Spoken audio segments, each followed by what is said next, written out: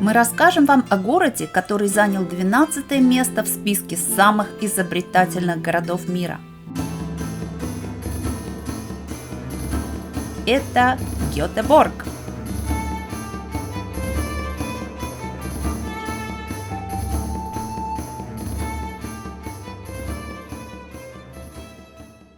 Канал «Автозакордон зимой и летом» добрался до шведского города Гетеборг. Нет, он назван не в честь немецкого поэта Гёте, а в честь племени готов, которые были на этой земле.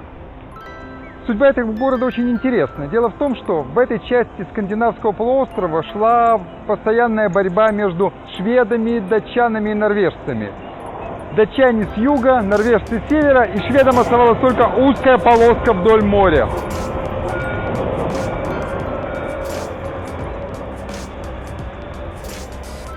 Они создали город Гетеборг, но датчане захватили этот город и полностью разрушили. Поэтому шведский король Густав Адольф II, прозванный Снежным королем, выбрал новое место для постройки города Гетеборга именно здесь. И для постройки города он пригласил голландцев, поэтому мы видим здесь ровные прямые улицы и каналы. Сделали его голландские архитекторы, но этот город послужил процветанию Швеции. Дело в том, что отсюда морем быстрее добраться до Гамбурга, Амстердама или Лондона, чем до Стокгольма. Поэтому здесь жило множество иностранцев, не шведов. И официальными языками Гетеборга в 17 веке были шведский, голландский, немецкий и английский. Наглядным признаком многонациональности города является возведенный в середине XVIII века храм, названный в честь дочери Густава II Адольфа церковью Кристины. Она была построена для живших в городе голландцев и немцев, и поэтому она еще называется немецкой церковью. Воскресные службы там до сих пор проводят на немецком языке. Гетеборг особенно развился, пользуется своим таким нейтральным статусом. Во время американской борьбы за независимость он торговал с Соединенными Штатами Америки вопреки английской блокаде. Во время континентальной блокады Наполеона он торговал с Англией и поставлял товары в остальные части Европы. На заднем плане вы видите здание музея Гетеборга, но в XVIII веке в нем размещалась крупнейшая торговая компания страны – шведская Ост-Индская компания. Хотя в названии упомянута Индия, шведы быстро поняли то, что известно теперь всем – торговать надо не с Индией, а с Китаем. Деятельность компании была успешной не только в коммерческом, но и в научном плане. На ее судах отправлялись исследовать азиатскую флору ученики Карла Линнея. Чтобы оформить ботаников на борт, их быстро обучали теологии и зачисляли в экипаж капелланами. И в результате Гетеборг сейчас это второй по величине город Швеции. Мы въехали в Гетеборг с юга. Здесь есть парк Лисеберг, один из самых крупных и часто посещаемых парков развлечений не только в Швеции, но и в Европе. В 2005 году этот парк был признан одним из 10 лучших парков мира. В парке 35 аттракционов, например, башня Лисеберга, поднимет посетителей на высоту 125 метров. Национальный музей мировой культуры был открыт в 2004 году. Он провозгласил своей целью следующее.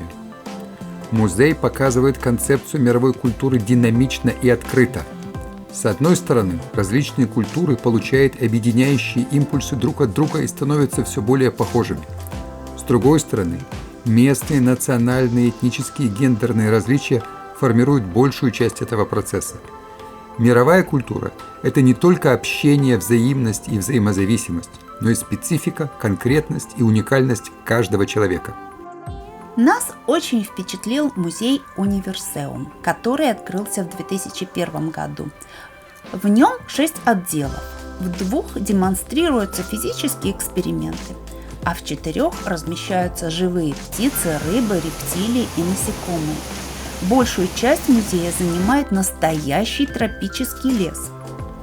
Если наше видео о нем уже готово, ссылка на него появится в правом верхнем углу экрана. Если ее пока нет, напишите в комментариях, хотите ли вы увидеть такое видео. Ой, какой трамвай! Ой, какой трамвай! Трамвай в Гетеборге нам попадался повсюду. Первый трамвай на конной тяге был запущен в Гетеборге в 1879 году. В настоящее время трамвайная сеть города является крупнейшей в Скандинавии. 95 километров путей, 7 туннелей, 200 вагонов. В 2018 году жители и гости Гетеборга совершили 131 миллион поездок на трамвае. А по центру города можно также передвигаться на поезде или на лодке. Я взяла в гостинице вот такие карточки с информацией о некоторых объектах, возможно, интересных в Гетеборге. Теперь, когда я смотрю на каждое сооружение, к которому мы подходим, я сопоставляю, нет ли у меня о нем информации.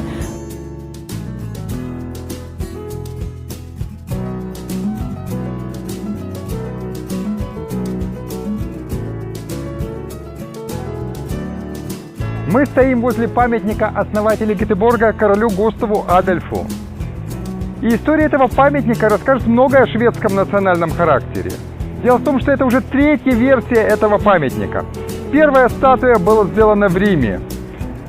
Шведы посмотрели на эту статую и что-то сказали по-шведски, что в вольном переводе означает «это оскорбляет наши эстетические чувства». Поэтому вторая статуя была заказана в Мюнхене. И чтобы доставить ее в Гетеборг, ее погрузили на корабль и повезли через Северное море.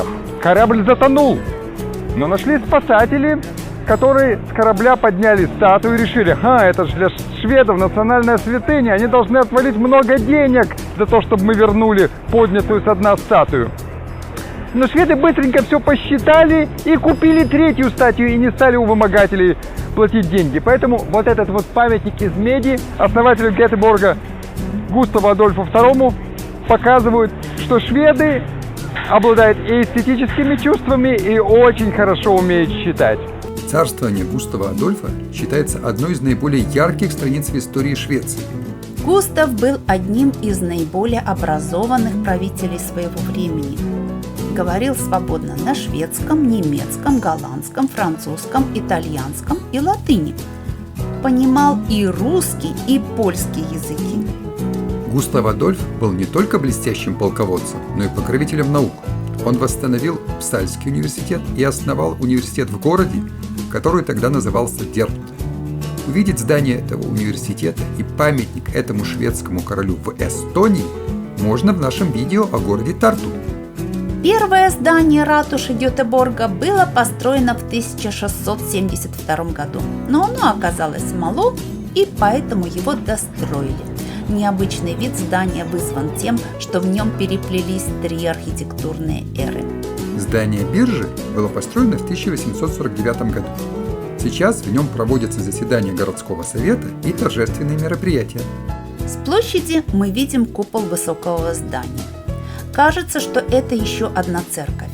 Но когда мы подъехали поближе, оказалось, что это навигационная школа, а на вершине здания не крест, а макет мачты.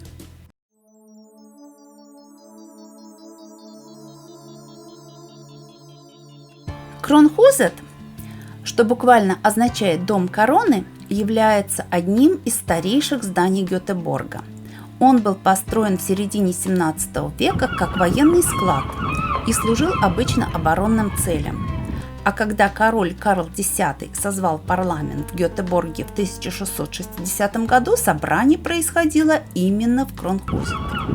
А в настоящее время Кронхузет является объектом национального наследия, и в нем размещаются музей, кафе и сувенирная лавка. Гетеборг выглядит очень ухоженным городом. Нам удалось пронаблюдать, как в нем заботятся об уличных растениях.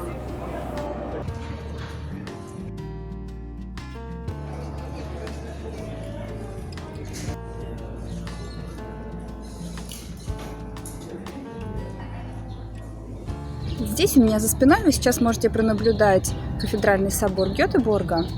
выполненный в неоклассическом стиле. Это уже третий собор, который стоит на этом месте. Предыдущие два были разрушены в 1721-1802 годах пожаром, а этот собор, выстроенный в начале XIX века, уже соответствует таким эстетическим нормам, таким строгим и без лишних изяществ.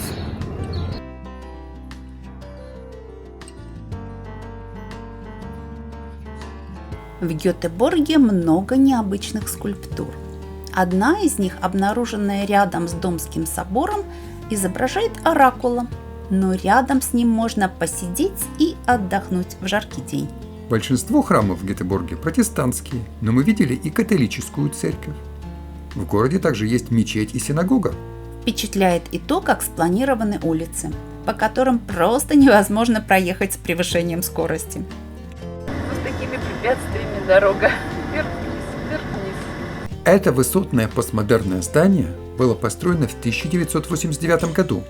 Официально оно называется Лилла Боммен, но жители называют его Липстик, то есть тюбик помады, или Лего Хаус. На лифте можно подняться на самый верх здания и увидеть весь Гетеборг. Мы покидаем Гетеборг. Дальше дороги расходятся. Можно поехать в Мальмо или посмотреть наш фильм об этом городе. А мы едем дальше на север, в Норвегию. О наших приключениях в этой стране рассказывают в фильме о Фредерикстаде и Ослофьорде. Подписывайтесь на наш канал, кликайте на колокольчик, Ставьте лайки! и делитесь видео с друзьями.